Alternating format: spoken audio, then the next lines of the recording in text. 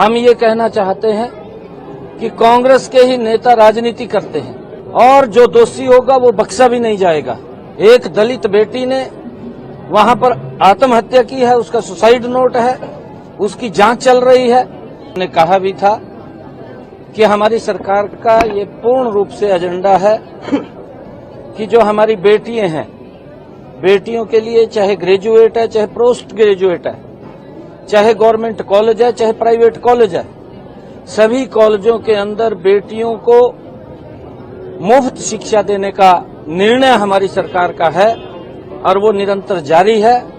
जिस प्रकार से कांग्रेस के उच्च नेताओं ने, उसमें रणदीप सुरजेवाला शामिल है, उसमें कुमारी शैलजा शामिल है, उसमें कांग्रेस के राष्ट्रीय अध्यक्ष खड़गे साहब शामिल हैं, जो ट्वीट करके देर नहीं करते, तुरंत ट्वीट के ऊपर ना तो जानकारी उपलब्ध करते हैं, ना जानकारी उनको होती है।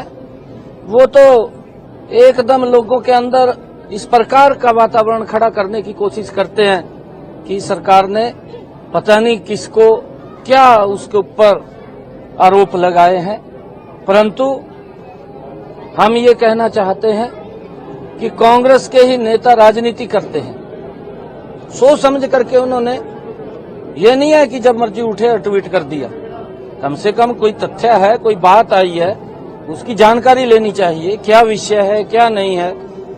फरटिया साहब क्योंकि उस कॉलेज की मैनेजमेंट के चेयरमैन हैं, हमने स्पष्ट रूप से कहा है किसी के साथ कोई गलत नहीं होगा और जो दोषी होगा वो बख्शा भी नहीं जाएगा, क्योंकि मामला गंभीर है। एक दलित बेटी ने वहां पर आत्महत्या की है, उसका सुसाइड नोट है, उसकी जांच चल रही है। जांच में अगर उसको बुलाया गया है तो उसको उसके बारे में सहयोग करना चाहिए, यह नहीं है उसके ऊपर राजनीति करनी चाहिए। क्योंकि फरटिया साहब ने ही मीडिया के सामने कहा था कि हम सीबीआई जांच कराते हैं। भाई सीबीआई की भी जांच हो जाएगी, परंतु हमारी एजेंसियां भी हैं हरियाणा की, पहले वो एजेंसियां भी चेक करेंगी। अगर आपको लगता है कि आपके साथ अन्याय हो रहा है तो सीबीआई की भी जांच करा देंगे, कोई ऐसा विषय नहीं है। परंतु हमारी एजेंसियां हैं और वो एजेंसियां हमारी जांच करने में पूरा उन्होंने सहयोग करना चाहिए, उन एजेंसियों का हमारी, वो करेंगी। परंतु इस प्रकार का झूठ का वातावरण नहीं फैलाना चाहिए।